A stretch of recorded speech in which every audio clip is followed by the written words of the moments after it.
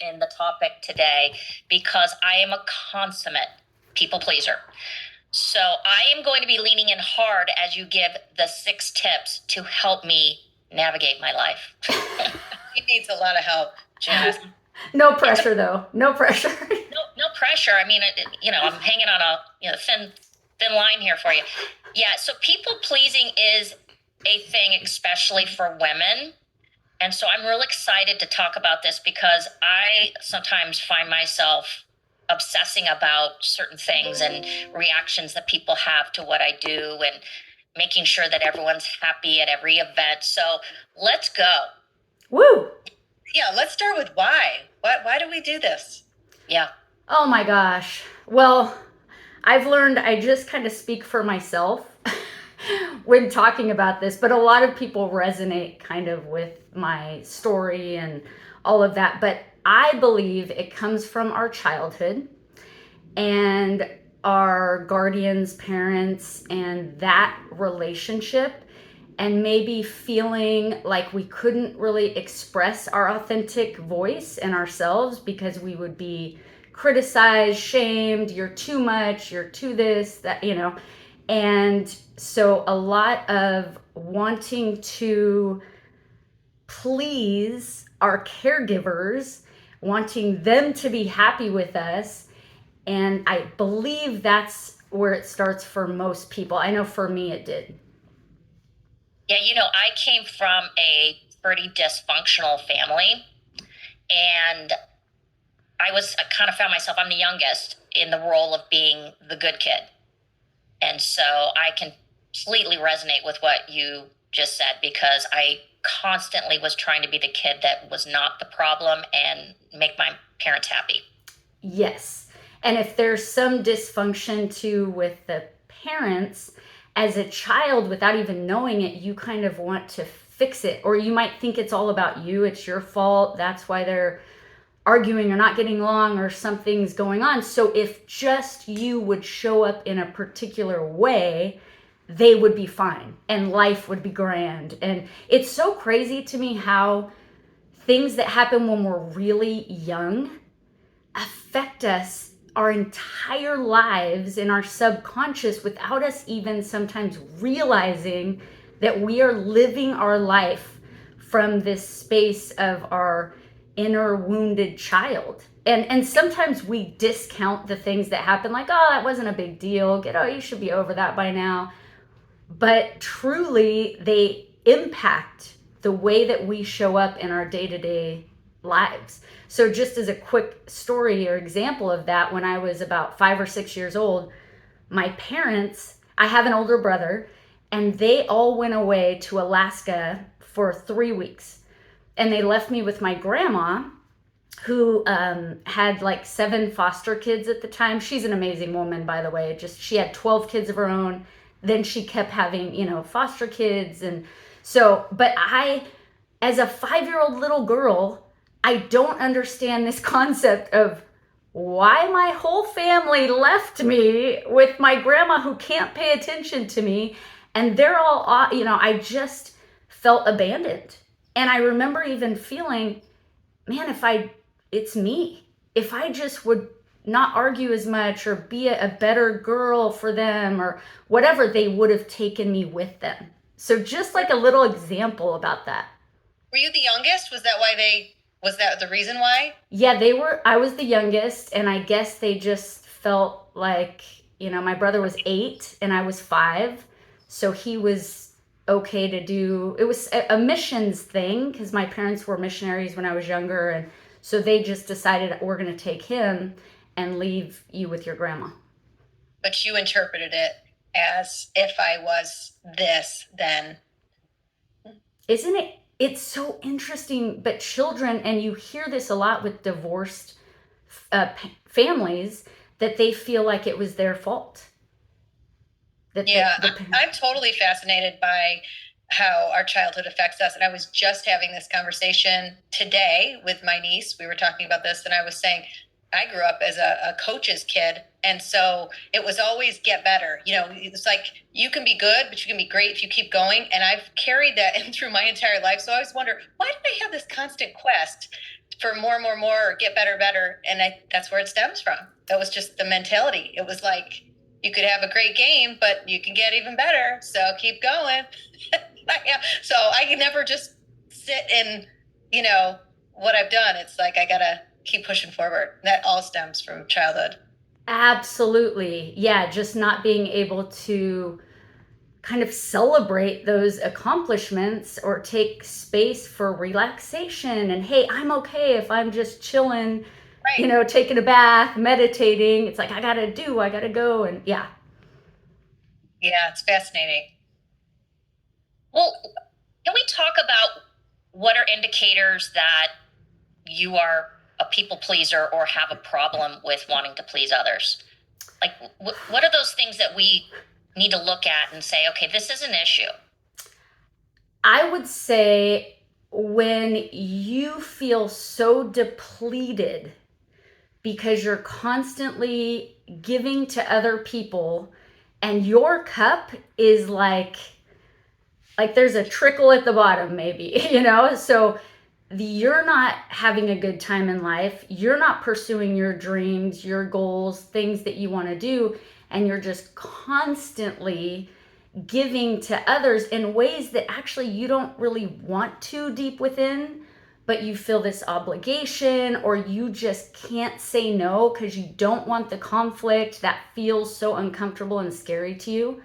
So, I mean, I remember it was funny. My ex-husband would always laugh at me because we'd be hanging out and the phone would ring, and he said, your voice changes completely when you answer the phone. And it's such a small thing, but it was like, yeah, why? It was me trying to be something, present myself in a way to make that person on the other line like me, like think that I was okay, and I would just change who I was in that moment to be what I perceived they wanted me to be or even sound like. Yeah. Well, gosh, social media then has taken that to a whole nother level. Yeah.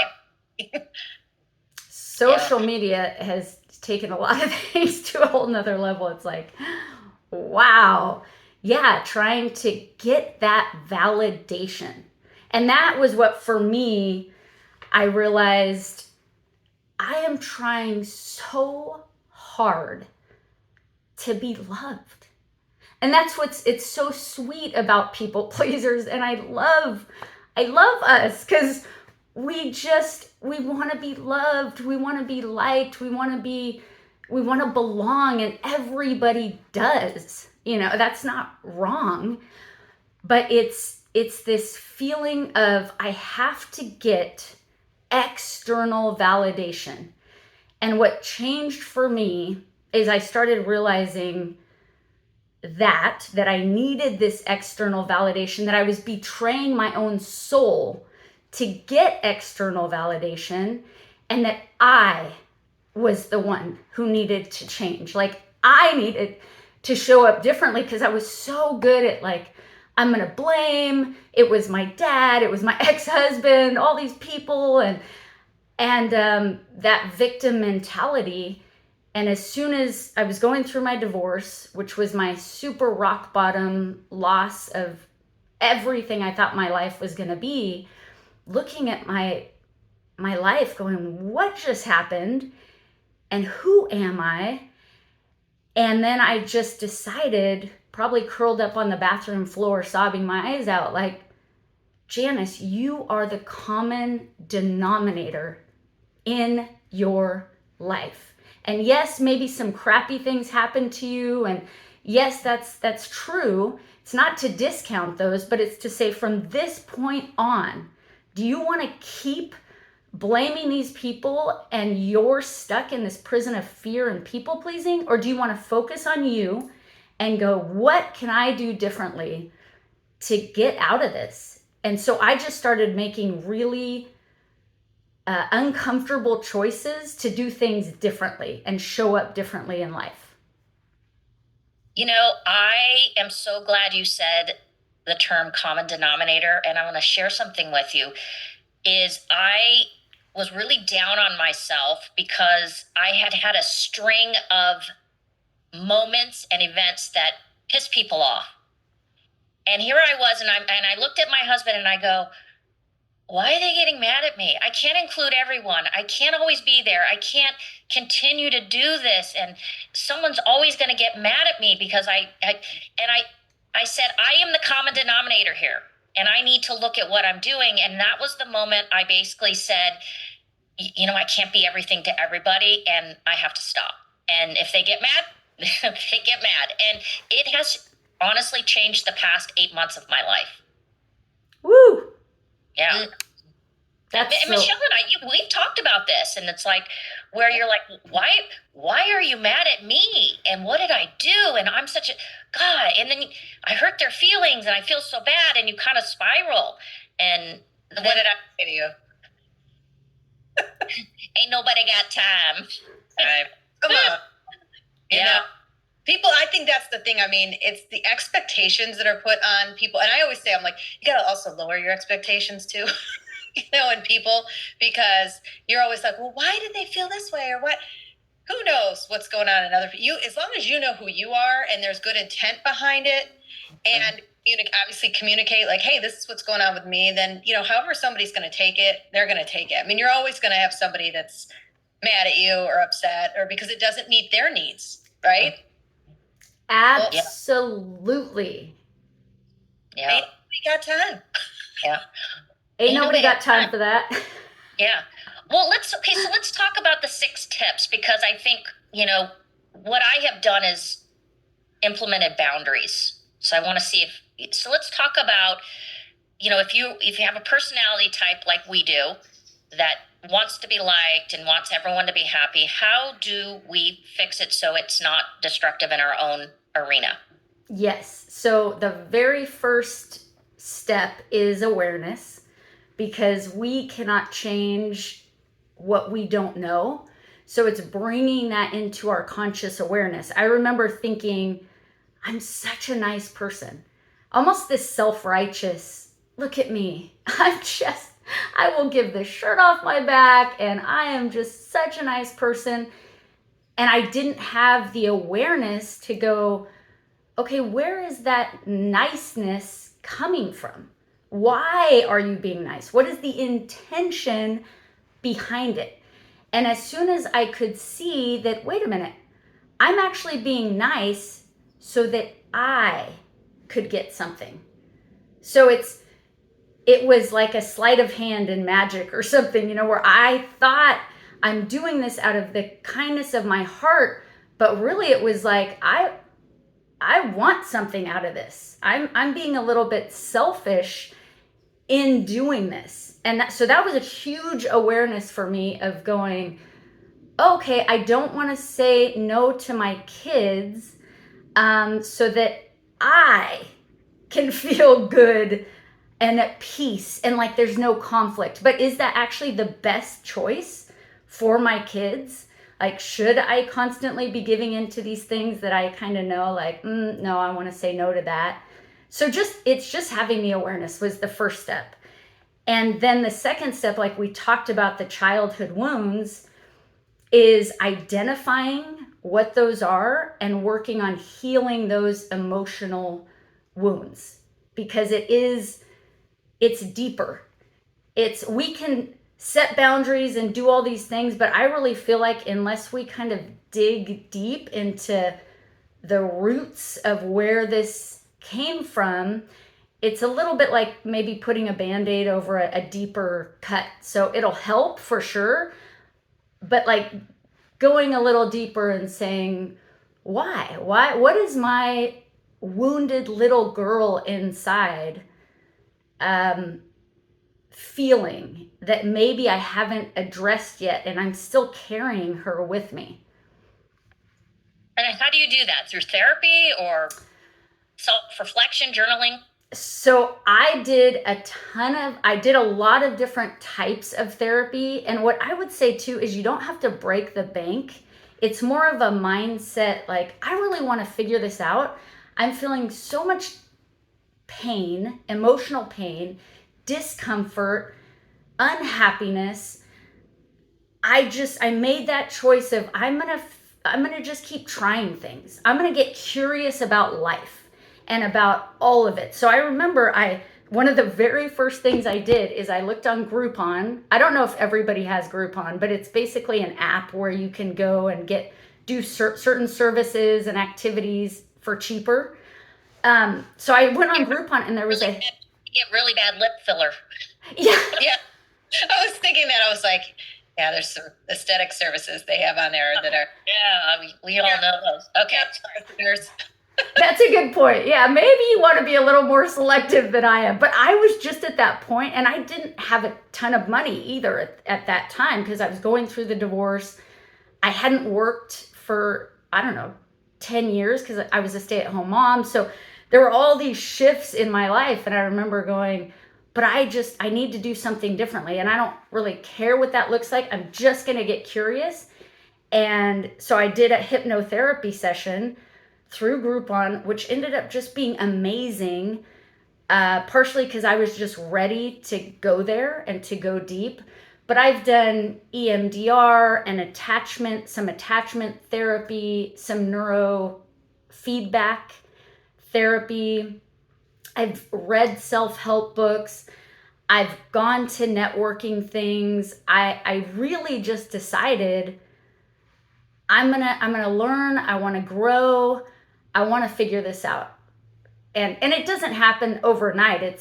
I'm 11 years into this journey of transformation and getting out of that prison of fear and people pleasing, and it's a process. I still have to make these choices every day to move through the fear and to trust and surrender and show up in my life in a way that makes me proud ultimately, and that I can sleep at night and feel like, man, I'm in alignment. This is awesome. Because that's the one thing, being a people pleaser, you can feel very out of alignment. Like what you're thinking, what you actually want to say are not the words that come out of your mouth. And that's a rough place to be in. You feel just not content with yourself, almost like you're not trusting yourself. And as soon as I learned to have my thoughts and beliefs and what I said and my actions all get more in alignment, it's like my life just feels so much better. I'm at peace. Oh, I'm sure. I mean, I love that you're really reprogramming. Yes. That's a great way to put it, Michelle. Absolutely. Yeah, because those neuro pathways, man, they can get so deeply ingrained in this people-pleasing rut. And yeah, and I was going to say, I mean, what I love, again, in the takeaway is that you put in the work. It's not just one thing. You're not just picking up like, oh, I read this great self-help book. You are putting in the work, just like you do with anything else, whether it's working out or your career. You have to put the work in to come out on the other side. Absolutely. And make that choice to be comfortable experiencing discomfort.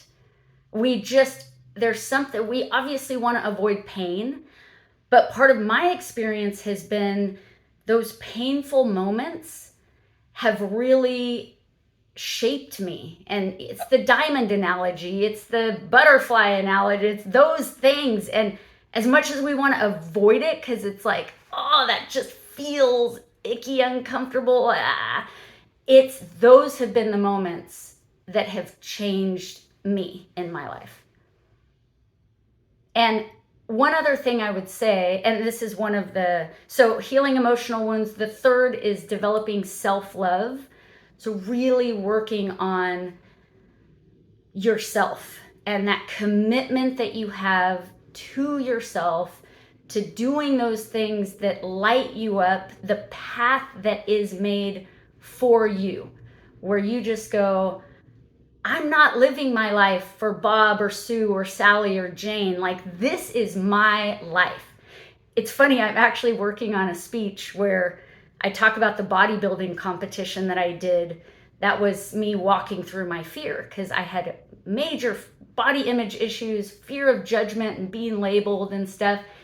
So in this speech, I just go, I started hearing these voices, people's voices, like my mom's voice. You're going to do what? Stand on a stage wearing what?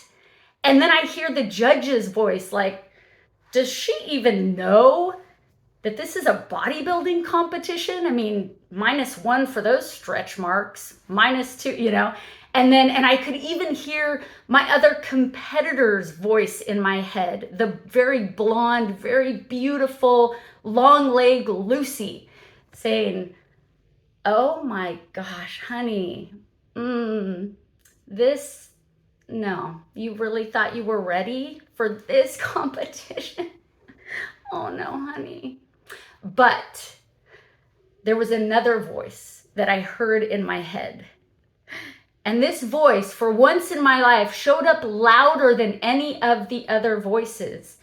And it said, it's my life. It's now or never. I ain't gonna live forever. So it's that. It's like learning to trust our voice and truly like embracing who we are in this life, because our life is short. And sometimes, we forget, we forget. Yeah. Well, that's beautiful. I love it. I love that story. I was visualizing it as you were talking about it. And that message could not be, we couldn't ring that any louder. Amen. Yeah. I got a great trucker's hat for you. It says, I'm not for everyone. There you go. Should have worn that in your bodybuilding competition. Yes. We're not forever. There's how many people on this planet Earth, and we actually think we can live in such a way that's going to make everybody like us or feel happy with us, or it's no. We're not for everyone. And I'm like, find your people. I love this because it just ties in. It's like, what the people you surround yourself, how do they make you feel? I was just saying this to my niece. I'm like, they make you feel good? Or they walk away feeling, not everybody, friendships change, so many dynamics change, but you want to surround yourself around those people that are lifting you up. Well, yeah, and I think, as we get older, we accept that there's just topical friendships. Like, you can hang out together, enjoy each other's company, but you're not going to call them if you get a cancer diagnosis or your kid's going through it. They're just not those friends. And I think that's one of the things that I've learned is like, not everyone has to be my BFF. And not everyone has to like everything I do, right? I was going to say too, Lori, and I'm sure you see this, Janice, but if you've shown up a certain way for so long, and then all of a sudden, you're kind of having awakening yourself or reprogramming, and all of a sudden you say, no, whoa. Oh, yeah. No, like 100%. Like, wow, Lori, you're not going to XYZ? Yeah, because I'm not meeting your needs. I'm meeting my own. Yeah. And I'm putting boundaries in place. This is me. And, it's interesting to see who then shows up. Yes, and I love that it's true. Your tribe shows up. And that's what, whenever we start feeling like, oh, I don't want to say no because then they're not going to like me or they're going to, good. Like we don't want to surround ourselves with those people. I remember I was going to walk the Camino de Santiago, which is a pilgrimage in Spain. And I was going to do it with 4 women. I hadn't met them before, but I tend to do these things where I'm like, that sounds like a blast. Let's do it. And one of the women was a very well-renowned speaker, She was on TV. She was an author, a poet, all this stuff. And as we started doing these training walks to get ready to go to Spain, there was just a very controlling nature about her, where I just started feeling like, wow, this, I don't know that it's such a good idea that I go. She would start telling us what we could like do or say, or very controlling. So I had that moment of, and this is when I was really transitioning from saying yes to everything and being the people pleaser to really trusting my inner voice and intuition and showing up for myself. So I sent a note, an email to all of them, and I said, I want to get together. I have some concerns. I'd like to get together and talk about the upcoming trip. And she ended up blowing me off and saying that she didn't want to meet. And so I just said, I'm not going to go on this trip anymore, and had to let these other women down that I was actually excited to go with, and kind of put a hard stance up with the one who had been organizing it. And it felt so uncomfortable, just so uncomfortable. But I knew in my gut that would have been a miserable trip to go on. And I still ended up going with another friend, and we ended up having the best time, and she was the best person to go with. And so it just another example of just follow trust yourself, trust that instinct, your gut. Because you always know that voice inside is telling you, I don't know about, I don't know. And then I'll just do it. No. Yep. Go with God. Yes. Yep. There's another facet to this that I find, if you're in the mindset of people pleasing, is your mind doesn't stop. It's exhausting because you're constantly turning the Rubik's Cube over and over. I wonder what they're saying about me. I wonder, are they talking? And God, I noticed that they were together, but I'm not in it. And it is exhausting. And I will have to say, Michelle, one of the things that's come out of the podcast as a silver lining is you do get a lot of, people are talking and they're judging and they're saying shit behind your back, and you get to the point where you're like, I don't care. Yeah, I totally don't care. I'm like, because I think again, when the people pleaser is, and I have someone that I know close that is, not you, Lori, because you too, but the people aren't thinking about you as much as you think they are. So you spend all this time worrying in your head, what are they thinking? They're not. They're really not.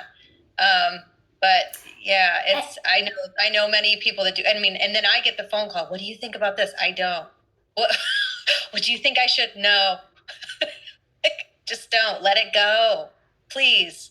But I know that it's just the wheels are just turning. They can't sleep. They're thinking, just like Lori said. And how do you stop that and quiet the noise? Yes. So another thing that really worked for me was yoga and meditation. And I will tell you the breath to movement flow of yoga, or even a nature walk, and that meditative space was really hard for me because of the noise. The monkey mind, it's just like swinging from branch to branch, and then this takes me over here, and then this thought takes me over here, and really learning that I am not my thoughts. I am not my thoughts. I am the essence, the presence, the being behind them, because obviously I can be aware of my thoughts. I can learn to focus on my breath instead of focusing on this thought taking me here, leading me, down that negative spiral. But I remember I did a yoga teacher training in Hawaii, actually, and it was 2 weeks. And every morning, this is the first time I had really been exposed to meditation. And even I was raised in the church, so yoga and meditation for some people has this connotation of not being good, not being spiritual for what they thought. So even that was me breaking this people pleasing thing, because I had my mom and other people going, wait, you're doing what? You know? And I'm like, I just know what I feel, what I experience when I'm doing these poses and focusing on my breath and calming my mind. So every morning we'd wake up and meditate. And I will tell you that there were days where I literally felt like I wanted to crawl out of my skin. It's just this uncomfortable feeling of being with yourself in stillness. But it was such a beautiful experience, because as we move through that discomfort, that again helps us with the people pleasing in our day-to-day lives of kind of being uncomfortable but still staying in it and allowing it to flow through us. Because I think that's the problem. People think they're going to get stuck in the pain or stuck in the discomfort. I remember thinking, I'm going to drown in it. It's going to be too much. I can't face it. I can't go there. The thing is, feelings and emotions move through us if we allow them to, and then out of us. But sometimes we won't even give ourselves that opportunity. We're like, no. I'm going to distract. I'm going to numb. I don't want to sit with it. I don't want to deal with it. And there were moments of discomfort, and then there were moments where it was like complete peace like I had never felt before in my entire life. And then there were moments where I would hear like phrases or messages. And one of those was, purge judgment and fill me with love. And it just kept looping. Purge judgment and fill me with love. Purge judgment and fill me with love. So just allowing ourselves, and sometimes we have to have the accountability. Like, would I have done that if I wasn't sitting there with 10 other women that are all doing it alongside me? Probably not. So doing these things where we're committed and we just show up even when it gets hard changes us. All right. Love that. Yeah. Okay. Keep going. Okay, so then so boundaries is step 4 in my little book thing. And boundaries, like I said, you can establish them, and that's great. I feel like addressing the emotional wounds and stuff really helps to establish boundaries. But things like, instead of that immediate go-to yes or feeling of I need to respond positively, having a pre-constructed saying or thing that you say when someone asks you to do something. Even if you, let's say, 100%, yes, this is in line with what I want to do, it's a yes, waiting and just saying, I have a new thing that I've developed in my life where I take a 24-hour period to just really contemplate this, whatever requests I'm getting, or, even to go on a trip or to do this or to do that. And then you take that time and really process it, sit in stillness, meditate on it, see if it's truly in alignment, and then you get back and give a response. And it doesn't feel weird to either party, because you're just saying, this is a new thing I've implemented for everybody, not just for you in this instance. I'm obsessed with this. This is number 4. Yes. Oh, this is great. Pause, because it's so quick. You get a text message from a friend or something. It's like, hey, can you go here? And you're immediately, and then how many times do people do that, right? You say yes. And why did I do that? If you just sat on it a minute, or let them know, like, hey, let me, I'm just going to take a little time. I got to take a look at my schedule or whatever that makes you feel better. Because I know sometimes people get anxious. They feel like they have to respond right away, but just pause on that. Yep. Yeah.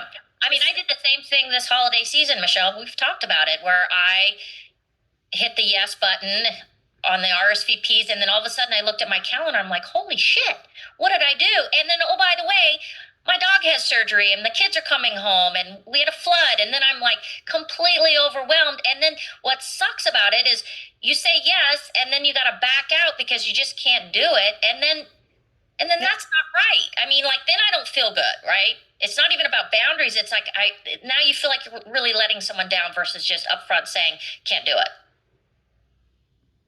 Absolutely. Yeah. It's been a game changer for me. Just because there is part of me where I want to say yes to things, and I just do. But like you said, then it's going, okay, maybe I want to, but maybe practically speaking, I just can't because look at my calendar. Or a lot of times with me, it was more, I feel obligated. I feel obligated that I don't want to let someone down. I just hated this concept of rocking the boat, of having someone be disappointed with me. And that's where I just had to go, okay, would you rather they be disappointed with you or you be disappointed with you? Well, okay, so let me challenge you on this, because this is where I have a different take. I think there are times, especially when we talked about the tribe, you have those people in your foxhole that have been friends for a very long time.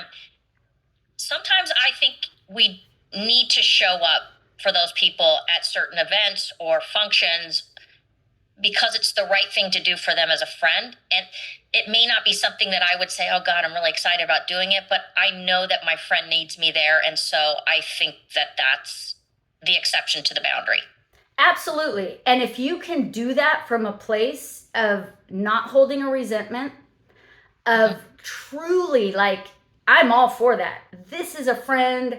I don't really feel like going, but I really want them to feel supported. And that to me is the most important. And that's from a true place in your heart. Then hell yeah, absolutely. It's more this of like, oh, I'm invited to this Christmas party and I have a million other things going on. And maybe this person hasn't really shown up for you the way that you've shown up for them. And if you say yes, you're going to be resentful. Like you're going to carry on a little bit of that like cringy, feeling. That's where I just go take pause and really see what is my intention, my true intention in going and in saying yes to those types of things. But yeah, if it's just someone that you want to support and you love them dearly, and yeah, you don't really want to go per se, but what's more of a priority is going so they know you love them and you feel really good about that in your heart, then yes, I say absolutely go. Okay. It'd be nice if you could tell the person that, like, I don't really want to go, but because it's you. I started, and I think my thing is that I have recognized within myself is I just at this point in my life don't like small talk. I just don't. It's frivolous. It doesn't interest me. It doesn't inspire my curiosity. So for those events that I go to that I know is going to entail a lot of small talk, I am very upfront saying, I don't want to do this, but I'm going to be there because you're my girl. Or here's another little twist take on that is go and then rock the boat with you're not doing small talk, you're going in deep. So any conversation that you have, be like, hey, I want to know something, meaningful about you. What do you feel like your purpose in life is? Do you feel like you have a purpose in life? And then you just take that deep. I want to do that. I really don't care. No, not so much. She's like, nope. Your point to that, is saying, you know what, let me throw people off and just kind of, hey, I'm here. We're gonna go there. I'm with you. I don't particularly enjoy small talk, so a lot of times I will just kind of ask questions that are a little bit deeper, and I truly do want to know. So, but it's this even if that's not for you, this concept of kind of writing your own rules, making life enjoyable to you, not just what society is setting it up like it's supposed to be this way. And in this context, you can only have small talk. And in this context, you can only do this or that. It's like, how do you feel like showing up? What do you want to bring to the table in life, even if it is a little different than the status quo? Okay. That's the good stuff right there. And then, so boundaries, number 5 is, I called it decide and do, which is kind of like making the choice and then taking action. And the taking action part, it's funny because I always say, that's what did it. But then I'm like, no, but when I learned how to meditate and sit in stillness, that's what did it. It's kind of like all of these things work together. And as I've learned to balance them in my life, it's been beautiful. Because if we're just taking action, but there's no reflection, no meditation, no truly getting in alignment, then, we're just doing, we'll probably face some burnout, some stuff like that. Whereas if we're balancing the action that we're taking with this place of intentionality and well, I think it's more thoughtful that way, right? I mean, it's more thoughtful. You've put the work in, so your action, you can feel good about it as opposed to just doing. And then you haven't really reflected on the intent behind it, right? Yes. It's like getting out of autopilot mode, and we all do that. Yeah. We all our day just goes by, and you sit at the end of the day and you're like, well, what the hell did I just do today?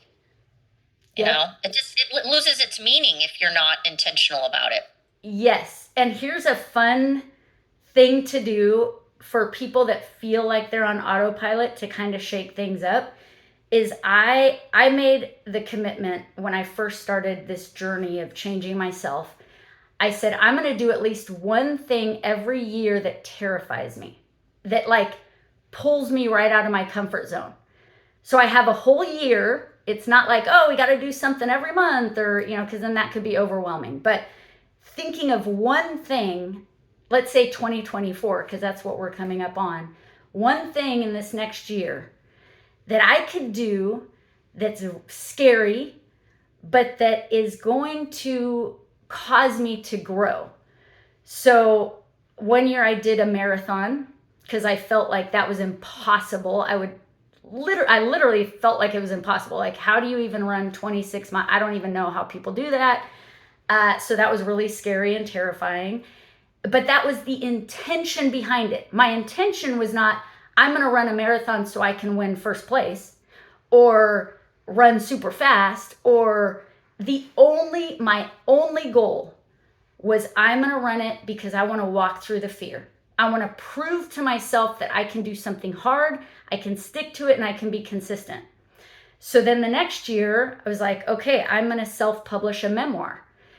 And I'm going to put some things out there having to do with my past, my dad, and some other people that have been kind of like family secrets that I feel are poisoning me. I'm carrying these things that aren't even really mine to carry, and I'm tired of it. So I'm going to self-publish a memoir. So going through life and just setting a goal, one thing, and that whole year just working on completing whatever that thing is. So then it's intentional and you're taking action, and hopefully you're not feeling too overwhelmed. Okay, Michelle, let's get our goal, right? That one. I told you mine the other day. What is it? I hate running, and I've done a few 5Ks because of family members, so we've done it together, but I'm going to do a 10K at Disney, one of those. And she's going to dress as a princess. Stop it. I am not.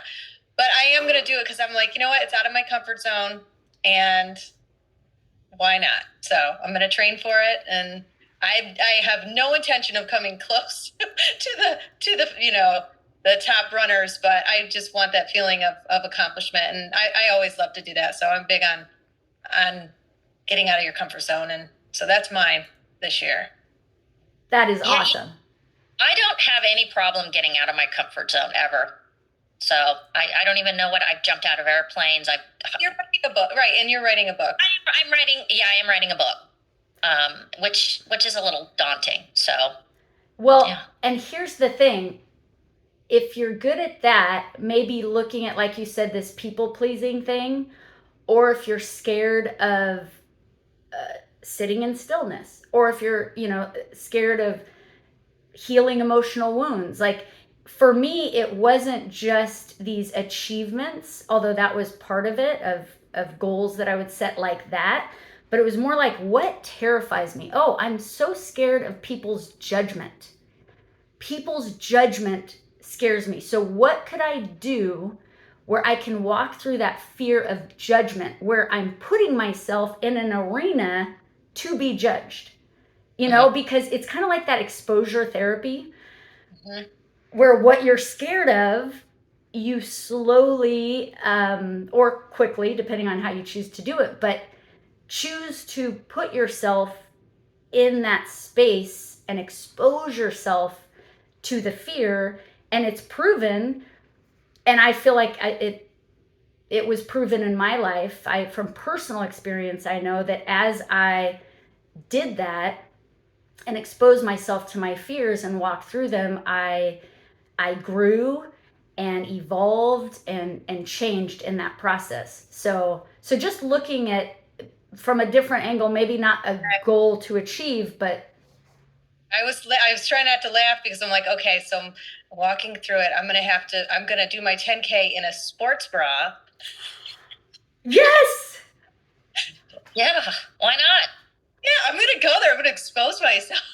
That's my own fear. Like, I was just thinking in my mind, I'm like, visually, what would push me out of my comfort zone? That would be it. I Yeah. freaking love that. Yes, because with women, as we know, and body image issues that are just so pervasive, that was one of the reasons I did that bodybuilding competition. Was, I was raised very fundamentalist Christian, and so modesty was like a huge deal.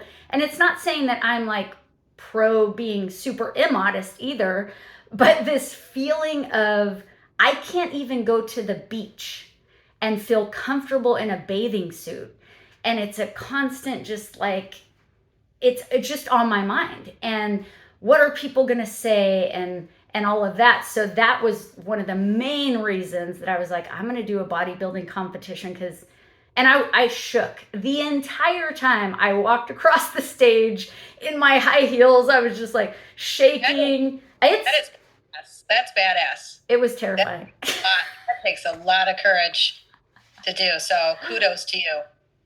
Thank you. But no, I love the idea of the sports bra, whatever it is for each individual person. It's not a one size fits all. It's like we each know kind of that next step for us in our evolution. Love that. Okay. Are we on 6? We're on 6. Oh my gosh. This one is so cool. It has to do with visualization and also visualizing the highest version of ourselves, so that then we can step into that, because it's hard to step into something that we don't even see or have a concept of. So with this one, I actually, and some people are more visual than others, but when I was totally knee deep in the people pleasing and living from this fear state mentality, it was like the vision that I had of myself was of a drowned rat. That's the best way I could say it. Where mud in my hair covering my eyes, shoulders hunched forward, eyes downcast, just insecure. Insecurity was just one of my huge things. I just never really felt good about myself. And so that image, I would actually kind of view myself in that light. So as I did a hypnotherapy session, And she was guiding me along to visualize the highest version of myself. And so I saw a woman, and I knew it was me, but she was kind of in the distance, and it was her back. She was wearing this long white flowing dress. She was on a cliff looking out over the ocean, and her shoulders were back. Her heart was forward, and there was just this peace and love and purpose emanating out of her. And I see this woman in my mind's eye, and I'm like, holy shit, that's me. Like, that's me. And it was just such a powerful image that I had that I went home, and I have a friend who's a photographer and a painter. So I actually hired her to go to a cliff here in California. I bought a white dress, kind of what was in my imagination, put it on, stood on a cliff. She took pictures of me. We came home. She painted this on a canvas. So now I have this fairly large painting that hangs in my room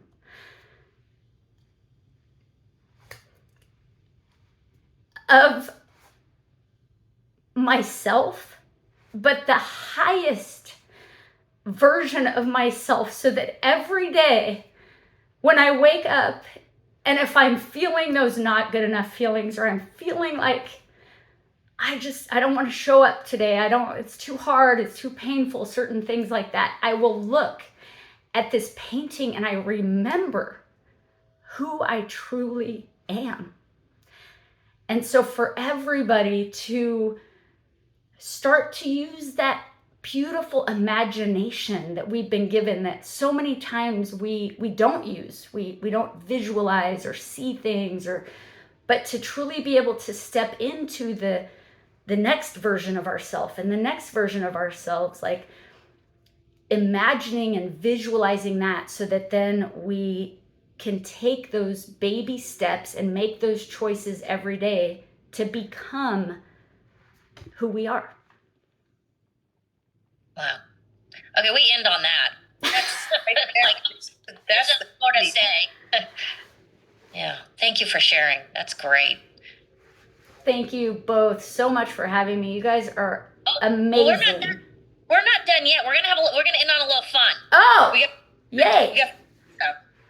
I just think that you crescendoed on your 6, and I don't think there's anything we can say to top what you just laid out for us. So anyway, okay. So you ready to be put in the hot seat? Woo! Yes. Okay, you're gonna love this. Okay, this is the luxury pickleball lightning round. We ask every guest the same 5 questions, times 5 the fun, okay? And Luxury Pickleball curates, wait for it, beautiful products and experiences around pickleball. And if you use the She's a 10 code, you get 20% off. So let's go. All right, you ready? Can I just say something really quickly? I am so in love with this because pickleball is my new sport. And Yes, we got a pickler. So I know we got to get Michelle pickling. We just did a pickleball episode, so that should be interesting. Okay, first question. Where is your happy place? Ooh, my happy place is somewhere outside where there are trees, where there's grass, where it's green and beautiful, and I can hear birds chirping and maybe a creek in the distance, just nature and connecting with that. Love it. You got the knack for visualization, lady. I was visualizing all that. I love it. Okay, number 2.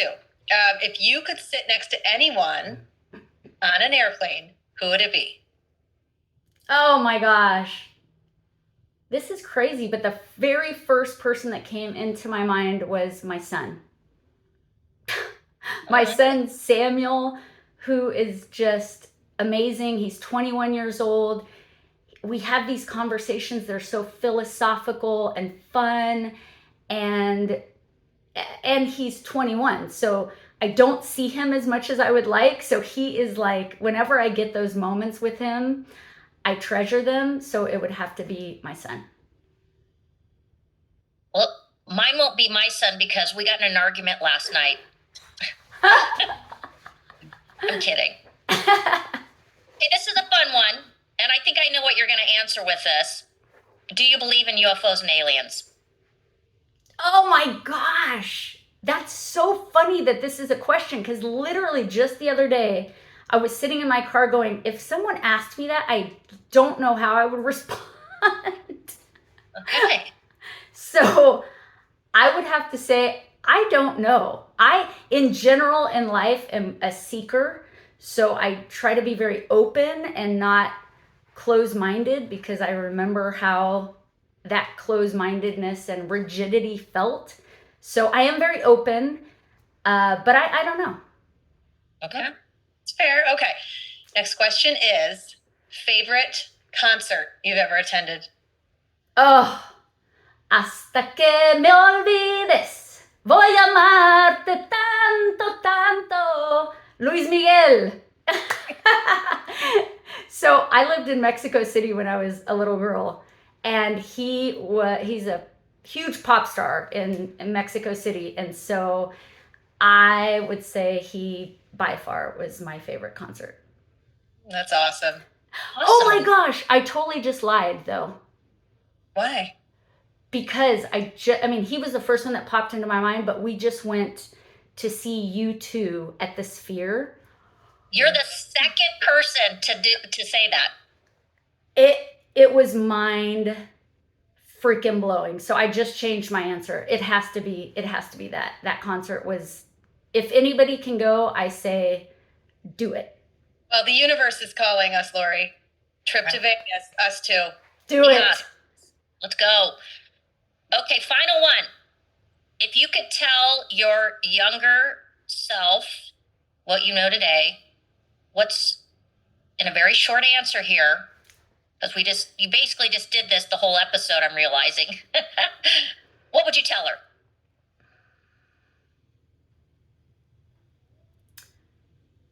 Believe in yourself. Ooh. I think that's perfect. Because I think this whole interview is kind of telling our past selves what we know today. You know, your journey, and then what you've learned and how we get through it, right? Absolutely. And like I said, I was very insecure for many, many years. And so the believe in yourself, know that you're enough. You are loved, and you are loved. Well, thank you so much for coming on, and your vulnerability and your emotion and passion. I mean, it just bleeds through and through. Thank you so much.